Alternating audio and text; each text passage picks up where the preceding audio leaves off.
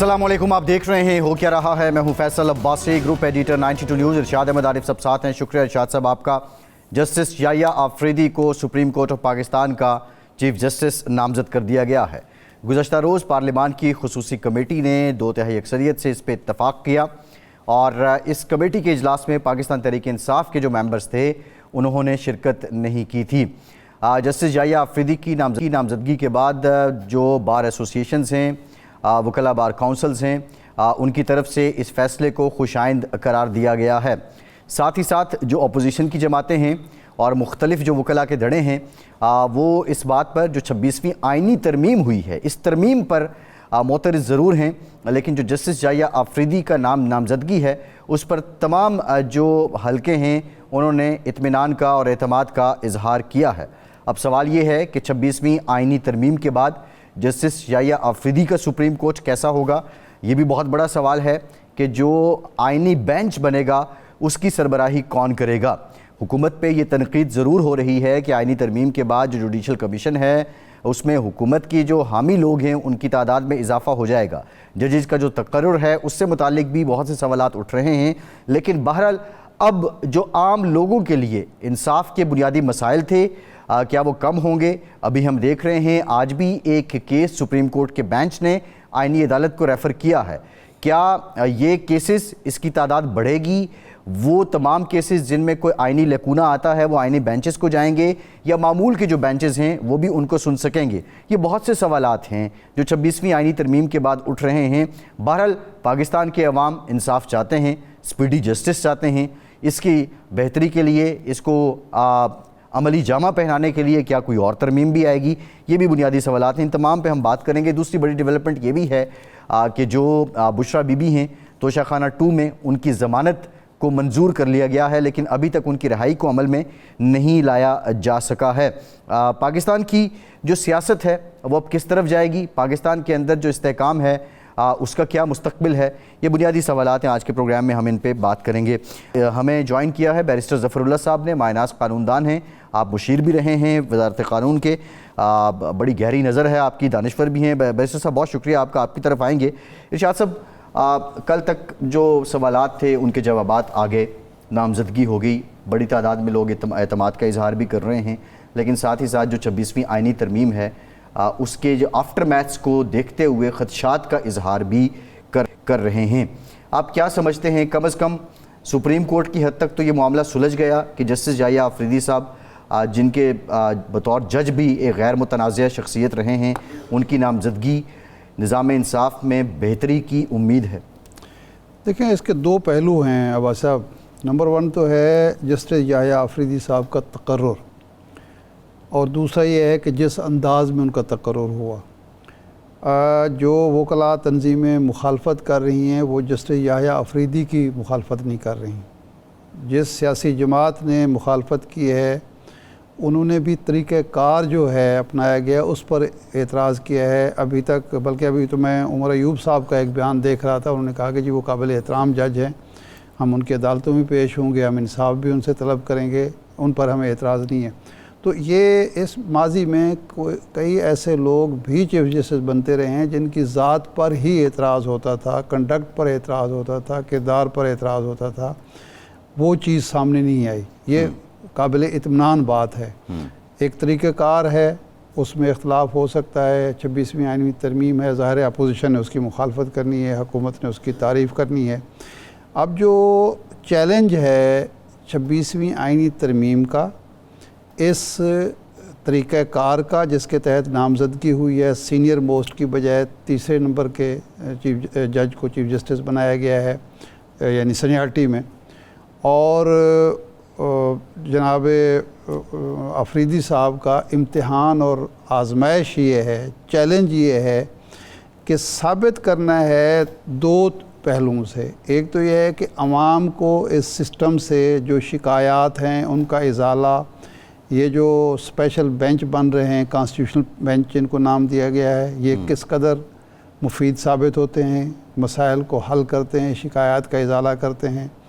और chief justice साहब के लिए भी ये इम्तिहान है कि अपने इदारे का वक़ार किस तरह बरकरार रखते हैं, इनफैक्ट बहाल कैसे करते हैं, بحال کیسے کرتے ہیں؟ ادارے کے اندر جو ہمیں تقسیم نظر آتی ہے ججز کے درمیان، اور قاضی فائز عیسیٰ صاحب کے دور میں وہ بڑھ گئی تقسیم، پہلے بھی تھی تقسیم، کوئی یہ نئی بات نہیں ہے، اس کو کس طرح ختم کرتے ہیں، اور سپریم کورٹ کا اب کردار کیا ہوگا؟ انہوں نے یہ تعین کرنا ہے کہ جب ایک نئی عدالت وجود میں آ رہی ہے، خواہ اس کا نام بینچ ہے، تو اس بینچ کو ساتھ لے کے چلنا اور عام آدمی کی مشکلات کم کرنا، اور جو ایک پڑا ہوا ہے اچھا خاصا ملبہ کیسز کا بوجھ ہے، اس کو کس طرح کم کیا جاتا ہے؟ کیونکہ یہ جو آج ہمیں نظر آیا کہ جو خدشہ تھا، اندیشہ تھا کہ ہر دوسرا کیس جو ہے وہ اس بینچ کو چلا جائے گا،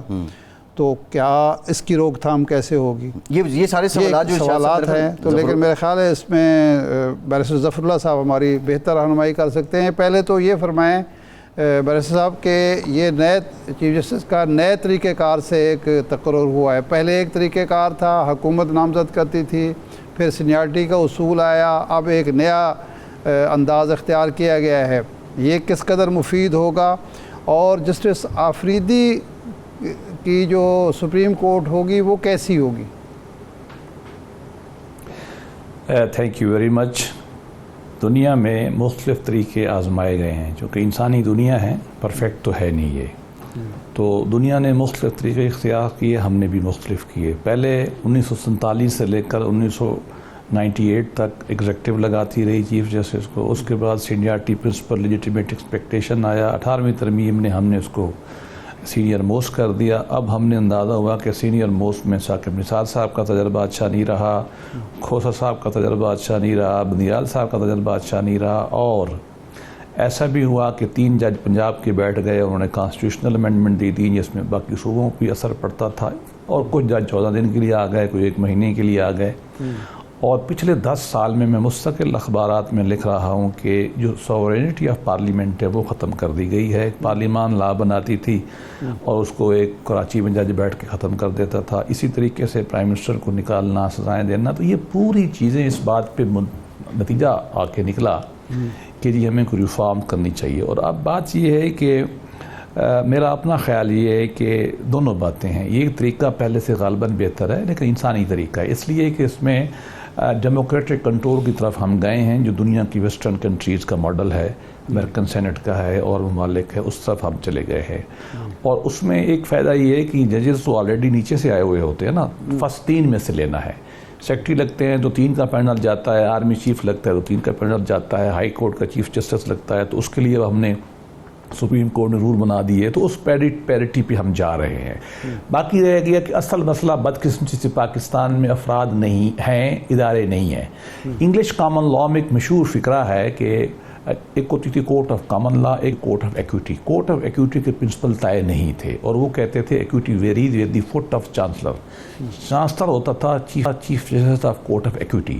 مطلب یہ ہے کہ ایکویٹی کی کورٹ کا جو چیف جسٹس تھا اس کی مرضی کے مطابق فیصلے ہوتے تھے. ایک فیصلہ اگلا آیا تو بدل گیا. پاکستان میں بدقسمتی سے یہی رہا ہے. اس لیے کہا جاتا ہے بندیال کوٹ، اس لیے کہا جاتا ہے ثاقب نثار کوٹ، اس لیے کہا جاتا ہے چودھری افتخار کوٹ. اب اللہ کرے کہ یہ جو آدمی ہے، اب آپ نے مجھ سے زیادہ آپ کا علم و تجربہ ہے، آپ نے دیکھ لیا کہ پچھلے 10-15 سال میں جب وہ بینچ میں ہیں نہ وہ کسی کنٹروورسی کا حصہ بنے ہیں. اور ٹو بی آنسٹ پچھلے 5-6 ماہ میں جو میجر پولیٹیکل فیصلے آئے ہیں ان میں انہوں نے گورنمنٹ کے حق میں ووٹ نہیں دیا.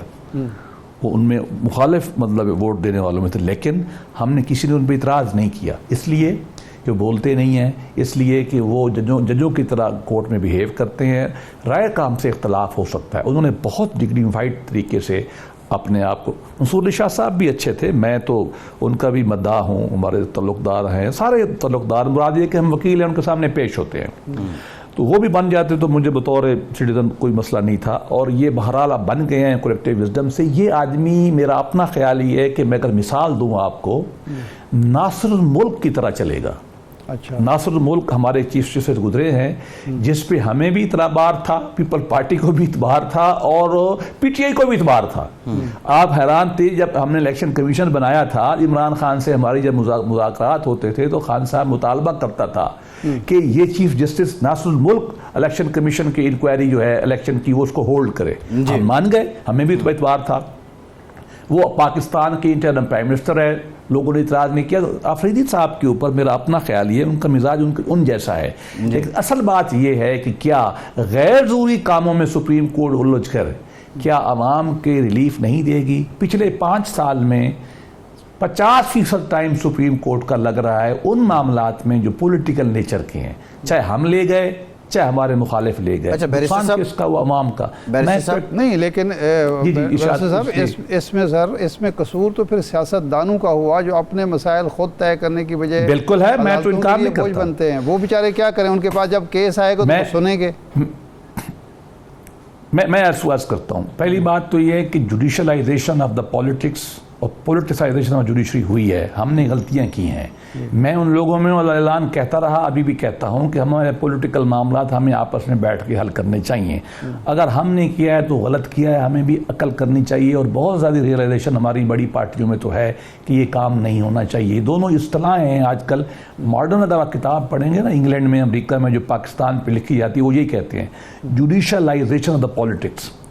اینڈ دوسری طرف کیا ہے پولیٹیسائزیشن آف دا جوڈیشری. یہ دونوں غلط ہیں, ہمیں سیکھنا ہے اس کام سے. اور دوسری بات یہ میں آپ کو بتاؤں, ان کو بھی خیال کرنا چاہیے. جب 184 کی پٹیشن جاتی ہے, پاکستان کے آئین میں جو سیکشن ہے یہ ڈٹو کاپی ہے آرٹیکل 32 آف انڈیا کا.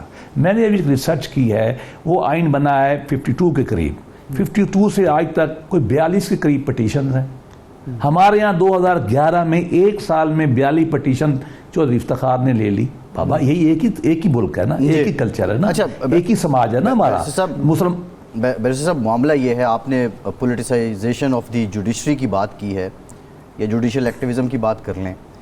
اب آپ نے 26ویں آئینی ترمیم کر دی ہے, یہ گراؤنڈ ریالٹی کے طور پہ موجود ہے, لیکن آپ نہیں سمجھتے کہ یہ جو آئینی بینچ بنایا گیا ہے اور ججز کے پاس ایک بہت آسانی کے ساتھ ان کے پاس ایک ٹول آ گیا ہے کہ وہ جس کیس کو چاہیں آئینی بینچ کی طرف ریفر کر دیں, اور آئینی بینچ میں اتنی سخت ہوگی یہ کیسز ان کے پاس جاتے جائیں اور وہ اس کے فوراً فیصلے کرتے جائیں اور بیک لاگ نہیں ہوگا اور عام لوگوں کو انصاف ملتا رہے گا؟ دیکھیے, سپریم کورٹ میں زیادہ کیسز کانسٹیٹیوشنل بینچ میں نہیں جائیں گے, ہائی کورٹس میں جائیں گے. میری ذاتی رائے میں, اب میں تھوڑا ایسی بات کرنے لگا ہوں جو شاید میری پارٹی خوش نہ ہو, میری ذاتی رائے میں اس ترمیم میں ایک نقص ہے. وہ یہ ہے کہ ہائی کورٹ کی جوسڈکشن کانسٹیٹیوشنل پوری کی پوری ختم نہیں کی گئی. 199 جو سیکشن ہے وہ آدھا جو ہے وہ ابھی نارمل ہائی کورٹ کے پاس رہ گیا ہے, اور آدھا جو ہے رہ گیا ہے کانسٹیٹیوشن بینچ کے پاس. وہ سال ذرا گیو اینڈ ٹیک تھی پولیٹیکل پارٹیز کی. وہ ہم ملک کا کلیکٹیو وزڈم پہ ہم اعتراض تو نہیں کر رہے, لیکن ہم بتا رہے ہیں کہ قانون دان کے وہاں مسائل پیش آتے رہیں گے. سپریم کورٹ میں ایسا کام نہیں ہوگا. اس کی وجہ ہے سپریم کورٹ میں پہلے بھی کانسٹیٹیوشنل نوعیت کے کیسز کم آتے تھے, لیکن ججز اس کو لمبا بہت کرتے تھے. ایک چھوٹی سی مثال دے دوں, ابھی کانسٹیٹیوشنلٹی آف نیب لا چیلنج ہوئی, 90 ہیئرنگ کی گئی. بھائی دنیا میں ہم بھی قانون دان ہیں, دنیا میں کہاں اتنی ہیئرنگ ہوتی ہیں. اب آپ بھی ماشاءاللہ بڑے دانشور ہیں. ارشاد صاحب تو ہمارے انڈائریکٹلی استادوں میں شامل ہیں, ہم تو 50-20 سال سے ان کو پڑھ رہے ہیں. شکریہ. جب حقانی صاحب کے ساتھ ہوتے تھے میں اس وقت ان کو پڑھ رہا ہوں. وہاں نہیں ہوتا. امریکی سپریم کورٹ 9 منٹ دیتی ہے, 10 منٹ نہیں دیتی. ہمارے ججوں کا جو پولیٹیکل رویہ ہے نا, جب تک یہ ختم نہیں ہوگا, آپ یہ ترمیم کریں کوئی اور کرے, ختم نہیں ہوگا. دنیا پوری نے سسٹم بنا دی ہیں کہ آپ نے یوں آرگومنٹ کرنے ہیں, یوں لکھ کے دینے ہیں, جج یوں کریں گے. جج آپ آئے نا ذرا سپریم کورٹ میں, سپریم کورٹ میں جج اور وکیل کی لڑائی ہو رہی ہوتی ہے. وکیل بول ہی نہیں سکتا بدقسمتی سے. کچھ جج بہت اچھے ہیں, جج آفریدی بالکل نہیں بولتا, منصور علی شاہ نہیں بولتا, یہ دونوں بڑے اچھے جج ہیں. اور بھی جج نہیں بولتے. بعض جج تو جو خاص طور پہ اللہ معاف کرے جو چلے گئے ہیں, اب بہت بہتر لاٹ ہے ٹو بی آنےسٹ, جو چلے گئے ہیں وہ بولنے نہیں دیتے. ڈیبیٹ چل رہی ہے, کیا ہیرنگ ہوگی؟ نہیں چلے گئے ہیں یا جا رہے ہیں. بیرسٹر صاحب یہ تو ہمیں جو انہوں نے سماعت لائیو کی تو لوگوں کو پتہ چلا کہ یہاں وکیل نہیں بولتے, بیچارے جج بول رہے ہوتے اور وہ باقاعدہ وکالت کر رہے ہوتے.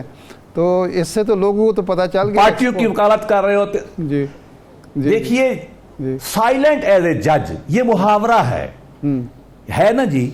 मालिक अशरफ को जो खत है नहजुल बलागा में सैयदना अली ने क्या फरमाया है, हमारी तारीख पूरी दुनिया में, मैं इंग्लैंड में पढ़ता रहा हूँ, इंग्लैंड के जज कोर्ट में ऐसे बैठे होते हैं विग लगा के, हमें पता चलता है पता नहीं जिंदा है या मर्दा है, आखिर में थैंक यू बोलता है। ये तो बोलने नहीं देते, वक्त इस तरह जाया होता है। वकीलों को कसें, उनको कहें कि आर्गूमेंट स्ट्रक्चर करें, लिख के दें। दुनिया पूरी में वकील लिख के आर्गूमेंट देते हैं, हमारे सीनियर वकील लिख के नहीं देते। क्यों भाई? इनको सुरखाब के पर लगे हुए हैं। सीनियर वकील आता है, वो 100 केसेस का टाइम ले जाता है। मैं अपने बार पे तनकीद कर रहा हूं, ठीक अच्छा, है ना जी? गरीब बेचारे जो मेरे केसेस 2016 के एक दफा नहीं लगे अभी तक। अच्छा भाई साहब, इसमें क्यों नहीं लगते? गरीबों का हक नहीं है इस मुल्क पे। दो चीज़ें हैं, एक तो ये है कि ड्यूरिंग हेयरिंग जो आर्गूमेंट होती है और ज़रूरत से ज़्यादा टाइम जाता है। दूसरा ये जो इल्तवा लेते हैं, क्योंकि बार और बेंच दोनों ही ज़िम्मेदार हैं, ख़ास तौर पर हमारे जो सीनियर वकला हैं, यानी जो बेचारा मुवक्किल है उसको ये शिकायत है कि 10 लाख 50 लाख 1 करोड़ फ़ीस ले लेते हैं और उसके बाद पेशी पड़ रही है, पैसे ही लगते चले जा रहे हैं। मियाँ नवाज शरीफ साहब जैसे शख्स ने तंग आके कहा कि मुझे तो अब पता चला है कि कितना महंगा सिस्टम है। तो क्या ये बार और बेंच को मिलकर और जो पार्लियामेंट है इनको बिठाकर ये तय कर नहीं लेती कि जी एक केस में कितना टाइम लगेगा? देखिए, ये पार्लियामान ने कई तजर्बा किया है। मैं एक आपको मिसाल दूं, आपने बहुत दुख की बात की है, मैं आपके साथ हूं। मैंने तो आपको कहा कि हम बार वाले इस काम में ज़्यादती का सबसे बड़ा एजेंट हैं, जजों से ज़्यादा हमारा कसूर होता है। इन्होंने लिखा है नैब का केस 90 दिन में फैसला होगा। फैमिली खवातीन यार बेचारी हमारी होती हैं, पर्देदार, उनके बारे में हमने लिखा है 4 महीने 6 महीने फैसला होगा। कोई नहीं होता, कोई नहीं सुनता। आइन में हमने टाइम दिया, जज और वकील नहीं सुनते। हमने इसके बारे में दुनिया में क्या होता है, मैं जब लॉ डिवीजन में था, हमने एक लॉ ड्राफ्ट किया 2017 में, कास्ट ऑफ लिटिगेशन एक्ट। वो हमने CPC में आर्टिकल 35 सेक्शन 35 BC, उसमें क्या है मतलब ये कि जो हारेगा वो पूरे फीस देगा, एक एडजमेंट लेगा तो पैसे देगा दूसरी पार्टी को। ये पूरी दुनिया में होता है, ठीक। और जब आधे से ज़्यादा केस, ये मैं अदब से कह रहा हूँ, आधे से ज़्यादा केस सिविल कोर्ट में जो हैं वो डिसमिस होते हैं 5 साल के बाद। मैं और बात आप बताना चला हूँ बतौर वकील, 80% या कम से कम 70% रेट पटिशन खारिज होती हैं। क्यों खारिज होती हैं? कि उनमें मेरिट नहीं होता। जज का टाइम कितना लगा, ना हमें वकीलों को हैया आता है कि हमारे लोगों का क्या हाल है। इसका हल एक ही दुनिया ने, इंसानी तजर्बे ने बताया है, वो है एक्चुअल कास्ट। जो हारे असल पैसे दे। ज़फ़रुल्लाह साहब, ये कानून तो इस्लामाबाद की हदूद तक नहीं था जितना मुझे याद पड़ रहा है, और क्या इस पे कोई अमल दरामद जी हुआ? उसकी वजह देखिए, नहीं आप बिल्कुल सही कहते हैं। मैंने ड्राफ्ट किया, मैंने पिया मियाँ नवाज शरीफ से रिक्वेस्ट की, मियाँ साहब मान गए, ये हमने इस्लामाबाद में लगाया। मैं अगले दुख की बात अर्ज करूँ, आधे जज इस कानून को इम्प्लीमेंट नहीं कर रहे। इस्लामाबाद हाई कोर्ट में मेरे ख्याल में 1-2 जज हैं, वो अच्छा काम कर रहा है। मैं जजों का नाम नहीं लेता, लेकिन बाबर सत्तार ऐसा जज है, वो कास्ट डालता है। अब उसकी कोर्ट में लोग डरते हैं, वकील नीचे वाले कुछ जज डालते हैं, ये मैंडेटरी है। अभी मैंने एक केस में, जाली केस था, सेक्रेटरी इस्टेब्लिशमेंट के खिलाफ किसी ने सेक्सुअल हरासमेंट किया, वो केस हम जीत गए। मैंने लिख के दिया कि आपके ऊपर मैंडेटरी है कि आप कास्ट दें, मुझे कास्ट नहीं दी गई, हालांकि मैंने तो फीस ली थी उससे। ये सब इस्लामाबाद की हद तक बना चुके, ये प्रोविंशियल मैटर है। अब तमाम सूबों को चाहिए, आपके वसात से दस्तबदस्ता मैं अर्ज करता हूँ अपने तमाम सूबों से, कि आप इस कानून को इम्प्लीमेंट करें। चलो शुरू तो हुआ आहिस्ता। इंग्लैंड में वकील 10 दफा सोचता है, पार्टी 10 दफा सोचती है केस करने के लिए। एक पहलू आपने और तवज्जो दिलाई, वो ये थी कि जी हाई कोर्ट्स के जो मामलात हैं उस पर पूरी कानून साजी नहीं हुई। एक इशू और भी है, अब ये 26वीं तरमीम में ये कहा गया है कि सूबाई असम्बली करारदाद मंजूर करेगी कॉन्स्टिट्यूशनल बेंच की तश्कील के लिए। अब एक असम्बली अगर वो करारदाद मंजूर नहीं करती तो वहाँ कॉन्स्टिट्यूशनल बेंच नहीं बनेगा, और 199 का जो इख्तियार है हाई कोर्ट का वो बरकरार रहेगा। तो इसका मतलब है ये भी तो एक अनामली मौजूद रहेगी। ज़ाहिर बात है, ज़रूरी तो नहीं कि मरकज़ और सूबों में एक ही जमात की हुकूमत हो और एक ही तरह की हुकूमतें हों कि वो इसको फॉलो करें।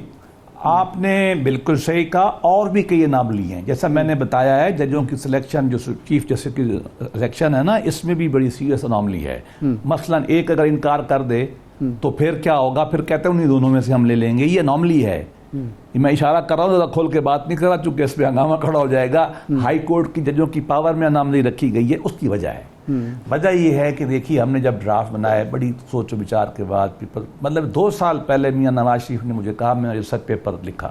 اگر آپ مجھے آج میسج بھیج دینا تو میں آپ کو پورا پیپر بھیجتا ہوں جو 2 سال اس کی مشاورت جاری ہے. ٹھیک ہے نا جی. 5 مہینے ہو گئے ہمارا ڈرافٹ ہے، پی ٹی آئی کا ڈرافٹ ہے. مولانا فضل الرحمان بھی 2 مہینے سے شامل ہیں. لیکن آخری وقت میں جو پولیٹیکل پارٹیز کے درمیان میں کنسنسس ڈیولپمنٹ کرنے کے لیے کیا گیا، اس میں پھر یہی کچھ ہوتا ہے، سکم رہ جاتے ہیں. اس کی بیوٹی یہ ہے کہ میں آپ کو پوری ذمہ داری کے ساتھ بتا سکتا ہوں کہ اس ڈرافٹ کے اوپر پی ٹی آئی کا ہم سے اتفاق تھا. لیکن خان صاحب نہیں مانے، پارٹی کا اتفاق تھا. لیکن خوبصورتی یہ ہے جمہوریت کی کہ سارے اس پہ عملاً کٹھے تھے. لیکن جب گیو اینڈ ٹیک ہوتی ہے نا تو پھر یہ سکم رہ جاتے ہیں. انشاءاللہ ایک قدم آگے ہے. لیکن جیسے میں نے اوپننگ لائن بھی کہی، انسانی معاشرہ ہے نا، تو اس کی نہیں 27ویں ترمیم آئے گی ظفر اللہ صاحب، 27ویں ترمیم آئے گی. نہیں 27ویں آئے گی میری جان، یا 23ویں آئے گی. ایک زندہ پروسیس ہے نا. ابھی جلدی تو کوئی نہیں آئے گی، لیکن یہ چیزیں اچھا ایک چیز اور، یہ چونکہ اناملیز آپ بتا رہے ہیں، میں بھی بتا رہا ہوں، اور بھی آئیں گی. انسانی معاشرہ ایسا ہی پڑتا ہے نا. جی بالکل. اچھا یہ فرمائیں کہ اب آئینی بینچ کا جو فیصلہ ہوگا اس کی اپیل کہاں ہوگی، یا آپ اپیل کے حق سے محروم کر رہے ہیں؟ آئینی بینچ کا فیصلہ بہت کلیئر ہے. نہیں اس میں کوئی پرابلم نہیں ہے.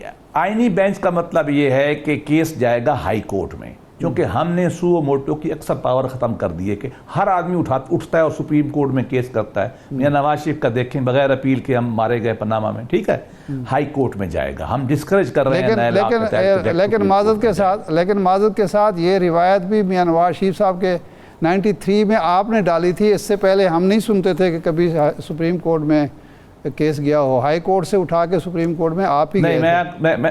میں آپ کو عرض کرتا ہوں، پاکستان سپریم کورٹ میں پہلا کیس 1988 میں گیا تھا، اور 1989 میں درشن مسیح کیس آیا تھا، جس کی وجہ سے افضل اللہ کی ججمنٹ تھی، جس کی وجہ سے فلڈ گیٹ کھلنا شروع ہوا.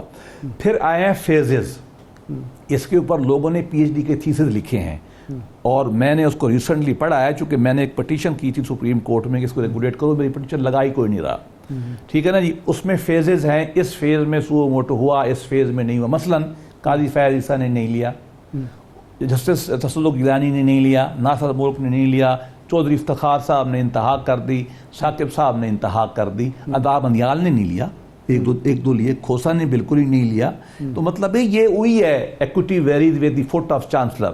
اب ہم نے کوشش کی ہے سو موٹو کو، لیکن سپریم کورٹ کی پاور ہم روک نہیں سکتے، چونکہ سپریم کورٹ میں لوگ جائیں گے، کم جائیں گے. اب ان بینچ کے اوپر ہے جس کو ہم روز کہتے ہیں کہ گائیڈ لائن بنائیں. انڈیا کی سپریم کورٹ نے گائیڈ لائن بنا دی ہیں کہ یہ کیس اور نیٹ پہ اویلیبل ہے. ان کو بھی یہی کرنا چاہیے، اور یہاں تھنکنگ ہے.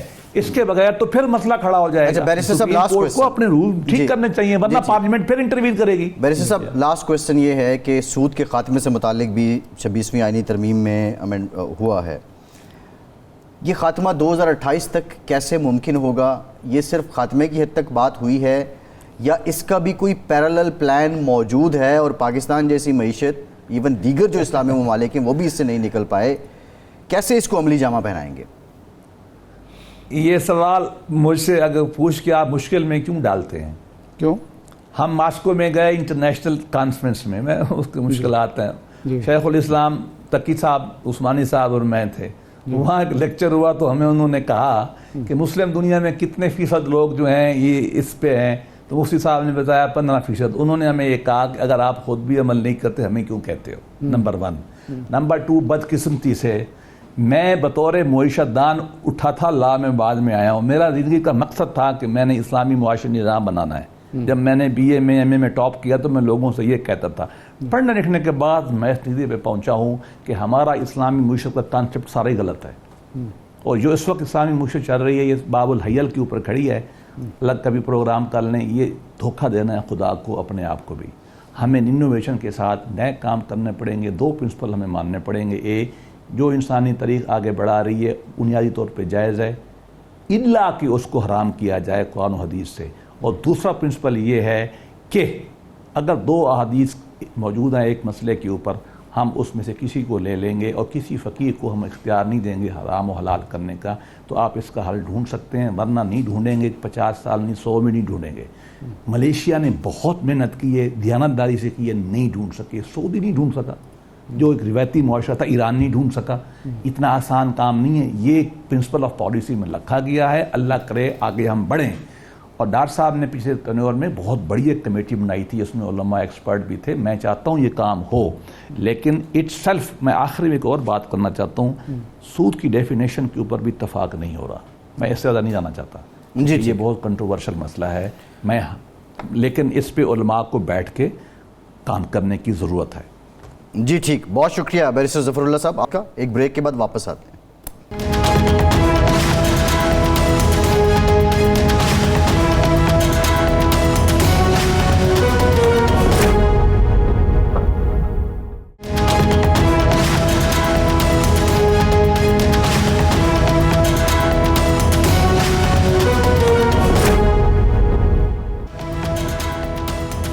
بریک کے بعد ایک بار پھر سے آپ کا خیر مقدم کرتے ہیں۔ ہمیں جوائن کیا ہے اسلام آباد ہائی کورٹ بار ایسوسی ایشن کے پریزیڈنٹ ریاست علی آزاد صاحب نے۔ ریاست صاحب بہت شکریہ آپ کے وقت کا۔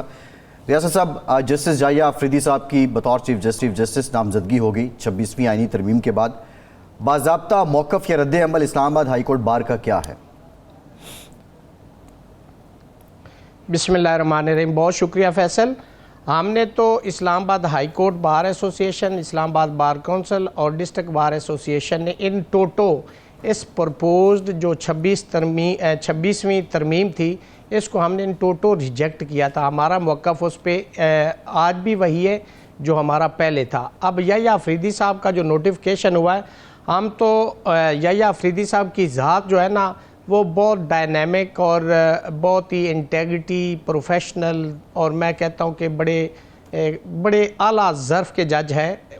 ان کی ذات سے تو ہمیں کوئی گلہ نہیں ہے، لیکن ہمیں گلہ یہ ہے اس لیجسلیشن سے، ان لوگوں سے جنہوں نے یہ لیجسلیشن کی ہے، چونکہ جو پرنسپل آف سینیئرٹی تھا جو 1996 supreme court Al Jehad trust versus federation of Pakistan یا article 175 sub article 3 of constitution of 1973 کے اندر طے کیا گیا تھا، اس کے اوپر ایک وہ چیز جس طریقے سے یہ لیجسلیشن کی گئی ہے، جس کے اندر انڈیپینڈنس آف جوڈیشری کو یوزرو کر لیا گیا ہے، اس پہ 17 ججمنٹس ہیں، جس پہ شرفریدی کیس ہے، اس کے علاوہ اور بہت ساری ججمنٹ ہے کہ عدلیہ کو انتظامیہ سے الگ کیا جائے گا۔ یہ آرٹیکل 175(3) کے اندر بھی پرووائڈڈ ہے کہ ودن 14 ایئر پروگریسولی اس کو آپ نے الگ کرنا ہے۔ تو جو اس طریقے سے کیا گیا ہے، میں سمجھتا ہوں کہ عدلیہ کی آزادی کا وہ جو پرنسپل تھا جس کے لیے ہم نے جدوجہد کی تھی، وہ ختم ہو گیا ہے۔ اور یحییٰ آفریدی صاحب کا ہم ایز اے چیف جسٹس ہم نے تو یہ مطالبہ کیا تھا، اور ہمارا آج بھی یہ مطالبہ ہے کہ جو موسٹ سینئر جج سپریم کورٹ آف پاکستان میں وہ سید منصور علی شاہ صاحب ہیں، ان کو چیف جسٹس ہونا چاہیے تھا۔ یہ ہماری وکلاء برادری کی ڈیمانڈ تھی، چونکہ منصور علی شاہ صاحب ایسے زبردست جورسٹ ہیں کہ میں سمجھتا ہوں کہ یہ ہماری جوڈیشری کا، ہمارے ملک کا ایک ایسٹ ہیں، اور ان سے استفادہ کرنا چاہیے تھا اور کرنا چاہیے۔ اس کی ریزن یہ کہ جب وہ پنجاب میں چیف جسٹس تھے تو جتنے جوڈیشل ریفارم وہ لے کے آئے تھے، میں سمجھتا تھا کہ جب وہ سپریم کورٹ آف پاکستان میں آئیں گے تو اس سے زیادہ وہ ڈیلیور کریں گے، لیکن ان کا گناہ کیا ہوا؟ صرف ایک ججمنٹ جو 12 جولائی کی آئی ہے انہوں نے دی ہے، اور وہ بھی آئین اور قانون کے مطابق ہے۔ ججز فیصلے دیتے ہیں، حکومت کو پسند آئے نہ آئے، اس کا مطلب یہ نہیں کہ اگر آپ فیصلہ دے دیں کسی کے خلاف اور وہ جن کے خلاف فیصلہ ہے وہ آپ کے مخالف ہو جائے اور آپ کا راستہ روکے۔ میں سمجھتا ہوں کہ یہ عدلیہ کا نقصان کرنے کے لیے جا رہے ہیں اور اس انسٹیٹیوشن کا نقصان کرنے کے لیے جا رہے ہیں۔ ان کو اللہ نے اتنی صلاحیتیں دی ہیں کہ وہ اس ملک کے اندر جو جوڈیشل ریفارم ہمارا وکلاء برادری کا ایک دیرینہ مطالبہ رہا ہے، مجھے لگتا تھا کہ وہ شرمندہ تعبیر ہو جائے گا، اور آج بھی ہم اس کے لیے انشاءاللہ جدوجہد کریں گے۔ اچھا، یہ فرمائیں کہ مقصد تو یہ ہوتا ہے کہ ایک بہتر جج جو ہے چیف جسٹس بنے، ایک بہتر جج چیف جسٹس بن گئے، آپ ان کی تعریف کریں، بلکہ سب تعریف کر رہے ہیں، ہم بھی تعریف کر رہے ہیں۔ ماضی میں یہ سینیارٹی کے اصول کی بنیاد پر جو لوگ آئے، آپ لوگوں کو ہی سب سے زیادہ افتخار چودھری صاحب پر آپ کو اعتراض تھا، جناب ثاقب نثار صاحب پر آپ کو اعتراض تھا، تو اس کا مطلب یہ ہے کہ وہ جو سینیارٹی کا پرنسپل تھا وہ کہ فائدہ مند تو نہیں رہا، اس کی وجہ سے تنازعات بڑھے، مسائل بڑھے، سپریم کورٹ کی جو पोजीशन थी वो कॉम्प्रोमाइज़ तो हुई। इसमें इरशाद साहब बड़ा ज़बरदस्त सवाल आपने किया। इसमें एक चीज़ बड़ी इंपॉर्टेंट है, जब ये तय होगा ना कि ये शख्स जो सीनियर होगा वो चीफ जस्टिस बनेगा, तो जो अदलिया है उसके अंदर जो मनूवरिंग का एलिमेंट है वो ख़त्म हो जाएगा। अब जब आप 3 जजेस का पैनल देंगे तो अदलिया के अंदर इंटरफेरेंस, और जिसने चीफ जस्टिस लगाना है वो जो जुडिशल कमेटी, पार्लिमानी कमेटी बनाई गई है, मैं समझता हूँ कि वो जजेस साहबान, चूँकि ये होता है कि एग्जेक्टिव हमेशा अपने इख्तियारात से तजावुज़ करती है और उनके फैसले हमेशा टर्न डाउन होते हैं, तो अब जो जिसने चीफ जस्टिस बनना होगा वो हुकूमती उस पार्लिमानी कमेटी और हुकूमत को कभी खफा नहीं करेंगे। वो कोशिश करेंगे कि उनको अपीज करें, उनको राजी रखें, ताकि कल को उन्होंने ही मेरी इवैल्यूएशन करनी है कि जी मैं जज कैसा हूं। लेकिन ये भी बड़े ताज्जुब की बात है कि चीफ जस्टिस जिन्होंने बनना है उनकी इवैल्यूएशन कौन करेंगे? वो पार्लिमानी कमेटी के लोग करेंगे, जिसके अंदर बहुत सारे लोग जिन्होंने केसेस को भी फेस किया है। मैं समझता हूं कि ये तो ऐसे बात लगती है कि न्यूरो सर्जन की जगह पे किसी शख्स का कोई ऑपरेशन एक डंगर डॉक्टर करे तो ये उसके मुतरादफ होगा। नहीं, इसमें लेकिन ये तो सारी दुनिया में होता है, इंडिया में भी ऐसा होता है, अमेरिका में भी ऐसा होता है, कई और ममालिक में होता है, तो वहाँ ये एतराज़ तो नहीं होता। वहाँ तो आपके सामने अमेरिका में जो होता है ओपन पब्लिक हियरिंग होती है और वो सबके सामने उनके सवालात किए जा रहे होते हैं। और पार्लिमानी कमेटी तो एग्जेक्टिव नहीं है उसमें, रियासत अली आज़ाद साहब। इरशाद जी जी जी जी नहीं एग्जेक्टिव है फैसल, ये पार्लियामेंट्री सारे देखें सेनेट से 4 होंगे, 8 नेशनल असेंबली से होंगे, और यही एग्जेक्टिव है, यही पार्लियामेंट है। अब देखें ये ट्राइकॉटमी ऑफ पावर है ना, 3 इदारे होंगे, लेजिस्लेचर होगी, ठीक है, एग्जेक्टिव होगी और अदलिया होगी। तो एक इदारा दूसरे में जब इंटरफेरेंस करेगा, ट्रांसग्रेस करेगा, तो अदलिया की आज़ादी भी यूज़र्प होगी। इरशाद साहब ने जैसे फरमाया कि अमेरिका में ऐसे होता है, अगर हम अमेरिका की मिसाल दें तो वहाँ पे सदारती निज़ाम है। अगर हम अमेरिका की मिसाल दें तो वहाँ पे मिस यूज़ ऑफ अथॉरिटी नहीं होता, वहाँ पे पॉलिटिकल विक्टिमाइजेशन नहीं होती, वहाँ बाय हुक और क्रोक अपोजिशन को नहीं लिताड़ा जाता, वहाँ लोगों के जो इंसानी हकूक़ है उनको वायलेट नहीं किया जा सकता। इरशाद साहब आप ये आइडियलिज़म की बात कर रहे हैं कि अगर हम अमेरिका की मिसाल देते हैं, वो हमसे 400-500 साल आगे, हमसे तो यहाँ की सड़कें सीधी नहीं होती, हमारा नेट काम नहीं करता, हमारे यहाँ सेहत की सहूलत नहीं, हमारे यहाँ एजुकेशन की सहूलत नहीं है, वहाँ का निज़ाम इसके साथ कंपैरिजन करें तो मैं समझता हूँ वहाँ पे कलरफुल एक्सरसाइज ऑफ लॉ नहीं होती जो यहाँ पे होती है। तो इसका कंपैरिजन करना भी तो हम बिगनिंग स्टेज पे है और हमने शुरू में। आज़ाद साहब देखें, अमेरिका में जहाँ कोई खूबी हम अपना सकते हैं वो अगर अपना लें तो उसमें कबाहत क्या है। अगर हमें सड़कें ठीक नहीं कर रहे तो इसका मतलब ये है कि स्कूल भी ठीक ना करें, या स्कूल अगर हमारे ठीक नहीं है तो अस्पताल ठीक ना करें। ये तो जो मौका मिल रहा है ठीक होने का, अगर वो मौका हमें मुयस्सर आ रहा है। देखें ना, हम घड़ी जो है 24 के मॉडल की पहनते हैं, मोबाइल हम 24 का मॉडल इस्तेमाल करते हैं, गाड़ियाँ हम 24 के मॉडल की इस्तेमाल करते हैं, कपड़े उसी तरह के पहनते हैं जिस तरह अमरीकी पहनते हैं। तो अगर ये सिस्टम भी हमारा उसी तरह का अपग्रेड हो रहा है तो ये तो खुशी की बात है। मैं इरशाद साहब अमेरिका के निज़ाम की तारीफ़ करने से पहले मैं हज़रत उमर फ़ारूक रज़ी अल्लाह ताला अन्हु का जो निज़ाम इंसाफ था मैं उसको कहूँगा कि आप लेके आए, जिसके अंदर आप अपने हुक्मरान से खड़े हो के एक कोई शख्स जो है वो उसको क्वेश्चन कर सके। यहाँ पे मुझे बताएं जो चैप्टर नंबर 2 है 1973 का, उसके अंदर जो आर्टिकल 8 से 28 है, आपने सही इरशाद साहब बिल्कुल अपना ईमान को तोल के मेरे इस सवाल का जवाब देना, क्या वो लोगों को यहाँ पाकिस्तान में मुयस्सर हैं? क्या उनमें से लोगों के साथ जो आइन आपको तहफ़्फ़ुज़ देता है वो ट्रू सेंस में यहाँ पे है? यहाँ पे फ्रीडम ऑफ एसोसिएशन है, फ्रीडम ऑफ असेंबली है, यहाँ पे फ्रीडम ऑफ स्पीच है, यहाँ पे कोई मुझे बता दें जो पाकिस्तान के अंदर इस वक्त लॉलेसनेस है। नहीं रियासत साहब आप रियासत साहब बात कर रहे हैं फ्रीडम ऑफ असेंबली की।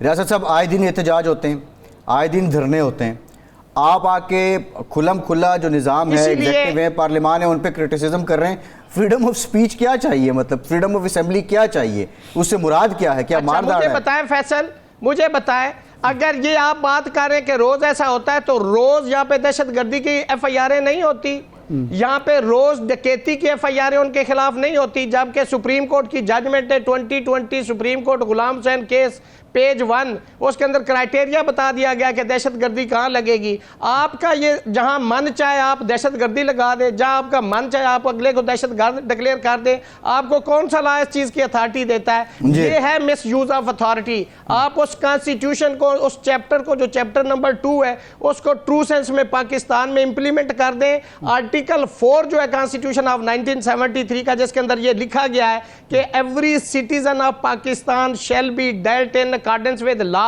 मुझे बता दें, यहाँ पे लोगों को मिसिंग कर दिया जाता है, मुझे बताएं कि ये किस आइन और किस कानून के तहत होता है, मुझे बता दें। आज़ाद साहब, असल में मसला हमारा ये है, ये सिर्फ हुकूमत का या एग्जेक्टिव का मसला तो नहीं है ना, पार्लियामेंट का मसला है। ओवरऑल देखें ना, सबसे बड़ी शिकायत आवाम को है कि जी दादे के दौर का केस का फ़ैसला पोते के दौर में भी हो जाए तो उसको गनीमत समझना चाहिए। इतनी ताख़ीर होती है, उसमें वकला सबसे ज़्यादा ज़िम्मेदार समझे जाते हैं, प्रोसिक्यूशन ज़िम्मेदार समझी जाती है, ख़ुद जज जो है लंबा करते हैं केसेस को।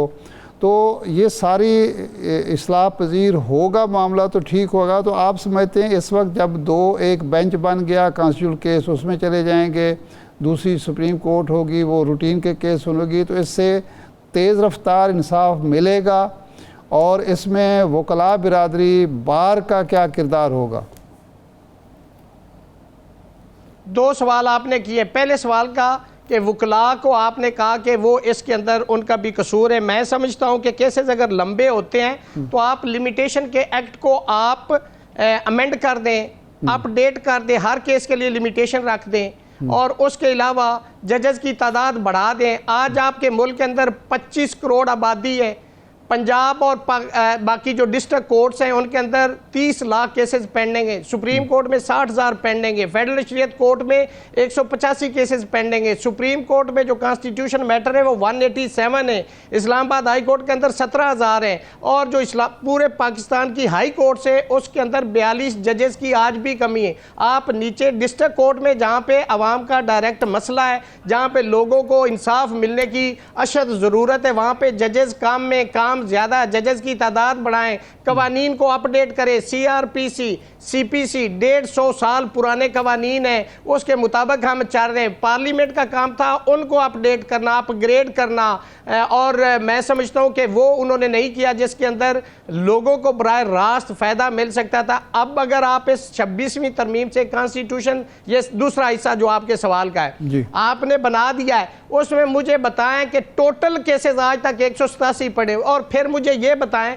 कि अगर आप ये गिला करते हैं कि सुप्रीम कोर्ट में तो बाकी केसेस नहीं सुने जाते, ये पार्लियामेंटेरियन भी तो पहले सोचे ना कि उनके केसेस वहां जाते क्यों हैं। आप अपने मामलात पार्लियामेंट में डिसाइड क्यों नहीं करते? आप अपने मामलात वहां तक लेके क्यों जाते हैं? पॉलिटिकल पार्टीज एक दूसरे को विक्टिमाइज क्यों करती हैं? इसको भी सोचना है। सिर्फ ये ना कहें कि एक साइड पे ये कि पब्लिक है भाई ये केसेस वहां जाएंगे तो वो जजेस इन केसेस को नहीं सुनेंगे। ये हुकूमती लोग लेके जाते हैं, ये अपोजिशन लोग लेके जाती है। रोज कभी वजातें तलब की जा रही हैं, कभी पिटीशनें फाइल की जा रही हैं, कभी रिव्यू। तो क्या सुप्रीम कोर्ट के जजेस कहें कि हम ये नहीं सुनते, हम वो सुनते? अगर इनके केसेस नहीं सुने गए तो कहेंगे जजेस बायस हो गए हैं। सही है, बिल्कुल ठीक है।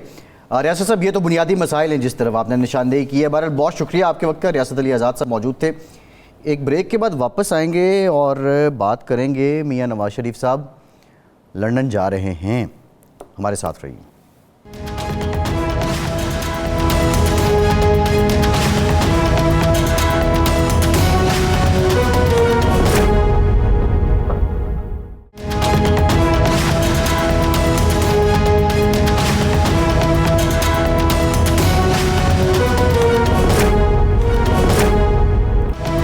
ब्रेक के बाद एक बार फिर से आपको खुशामदीद कहेंगे। इरशाद साहब, आईनी तरमीम हो गई, चीफ जस्टिस ऑफ पाकिस्तान की नामजदगी भी हो गई, मामलात भी सुलझ गए।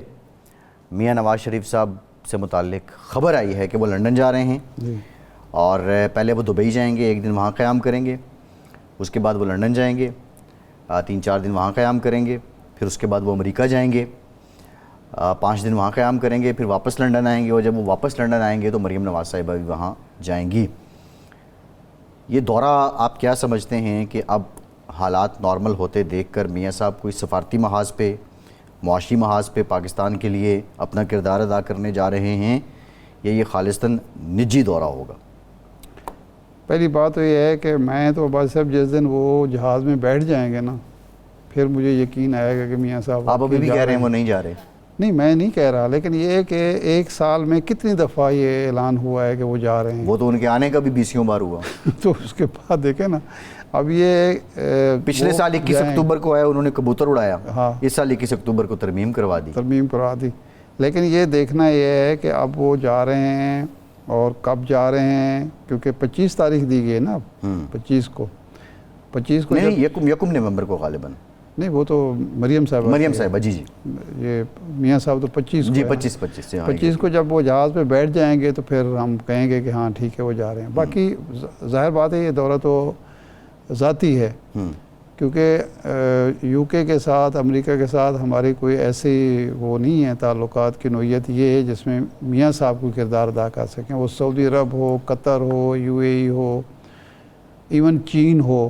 کمیونٹی موبلائزیشن کے لیے ظاہر ہے وہ XPM ہے، حلقہ تو ہے تجارت کے لیے. وہ تو پاکستانیوں کے ساتھ رابطہ کر سکتے ہیں بس، اس سے زیادہ تو نہیں نا. ان کا مطلب ہے نہ تو وہ اکانومی کے ایکسپرٹ ہیں، نہ اکانومی کے حوالے سے ہم تو محتاج ہیں امریکہ کے. تو امریکہ سے کیا، امریکہ میں جب وہ وزیر اعظم تھے، جب بھی امریکہ وہ گئے ہیں تو وہ ہمیں تو یاد نہیں ہے کہ بہت بڑا بریک تھرو کوئی ایسا تعلقات کے حوالے سے ہوا ہو. تو اس لیے وہ تو نہیں ہے، ذاتی دورہ ہے. اور یہ ان کی صحت کا جو بتایا جا رہا ہے چیک اپ ہوگا برطانیہ میں، اور امریکہ میں بھی شاید اسی لیے وہ جا رہے ہیں جی. اور دوسرا یہ ہے کہ وہ ایک اپنی آزادی کا مزہ بھی چکھنا چاہتے ہیں کہ میں اب ایک آزاد شہری ہوں، جتنا عرصہ چاہوں ملک میں رہوں، جتنا عرصہ چاہوں ملک سے باہر رہوں، کوئی روک ٹوک نہیں ہے. لیکن بہرحال اچھی بات ہے وہ جائیں. لیکن اگر وہ کوئی کردار ادا کر سکتے ہیں پاکستان اور امریکہ کے تعلقات کو بہتر بنانے کے لیے، پاکستان اور UK کے تعلقات میں مزید بہتری لانے کے لیے، اگر وہ وہاں کی کمیونٹی کو متحرک کرتے ہیں پاکستان کے حق میں، وہاں سے ہمیں ڈالروں کی ضرورت ہے، پاؤنڈ اسٹرلنگ کی ضرورت ہے، ہمیں ایکسپورٹ کی بڑی منڈی ہے امریکہ، ایکسپورٹ کی منڈی ہے، وہ کردار ادا کر سکتے ہیں تو وہ کرنا چاہیے. نہیں امریکی انتخابات بھی تو ہو رہے ہیں. نہیں امریکی انتخابات تو 5 تاریخ کو ہو جائیں گے. جی. تو کیا وہ جا کے کاملا ہیرس کے کو سپورٹ کریں گے؟ میں یہ نہیں کہہ رہا، لیکن ظاہر ہے ہو سکتا ہے. نہیں وہ تو کمپین جب یہ وہ جائیں گے، امریکہ جائیں گے، اس وقت تو کمپین ختم ہو چکی ہوگی. امریکہ میں بطور پارٹی لیڈر یا بطور XPM نواز شریف کے چاہنے والے تو ہوں گے. بالکل ہوں گے، کیوں نہیں. ٹھیک ہے، اب پوری دنیا میں ہوتا ہے نا. اب نون لیگ اپنا ٹلڈ یا ان لوگوں کو کسی نہ کسی طرح کہہ تو سکتی ہے کہ فلاں کو ووٹ دیں، فلاں کو نہ دیں. نہیں وہ ٹائم نہیں رہا نا. اب تو دیکھیں نا 25 کو جاتے جاتے 27 کو UK پہنچیں گے. اس کے بعد اگر وہ 30 کو بھی چلے جائیں تو وہ تو کمپین ختم ہو چکی ہوگی. تو اس میں میرا خیال ہے کوئی زیادہ وہ جانا تھا تو وہ پہلے جاتے. اور ممکن ہے اب ٹرمپ جو ہے میاں صاحب کے تعلقات ٹرمپ سے زیادہ اچھے ہیں یا بائیڈن سے زیادہ اچھے ہیں، ہمیں تو یہ بھی معلوم نہیں. کیونکہ یہ ہمیں پتہ ہے کہ کلنٹن سے ان کے بڑے اچھے تعلقات تھے، اور کلنٹن کی مہربانی سے ہی وہ جو اذیت تھی پرویز مشرف کی بھگت رہے تھے جیل، اس سے وہ نکلے تھے.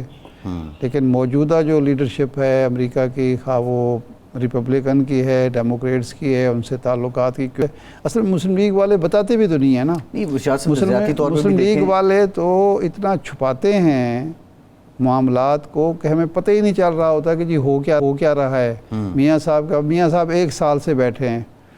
میاں صاحب کی کوئی میڈیا کے سامنے رونمائی نہیں ہوئی پورے سال میں. بھئی آپ کے لیڈر ہیں، مقبول لیڈر ہیں، آپ ان کو میڈیا کے سامنے لائیں، ان کے خیالات جو ہیں وہ کوئی نیریٹو دیں قوم کو، اپنے فالوور کو کوئی حوصلہ دیں. یہ الیکشن 8 فروری کو جو ان کے ساتھ ہوئی، اس کے بعد وہ چھپا کے بٹھائے ہوئے. وہ کیا میاں صاحب کے ساتھ کیا ہوا ہے؟ ان کی حکومت بن گئی ہے، وہ تو PTI والے کہتے ہیں ہمارے ساتھ نا. اس کو چھوڑ دیں کہ 47-45 کے چکر میں نہ پڑیں. جو پنجاب کی سب سے بڑی پارٹی تھی، وہ اس کے جو سیٹیں آئی ہیں وہ تو بہت کم آئی ہیں نا اس کے مقابلے میں.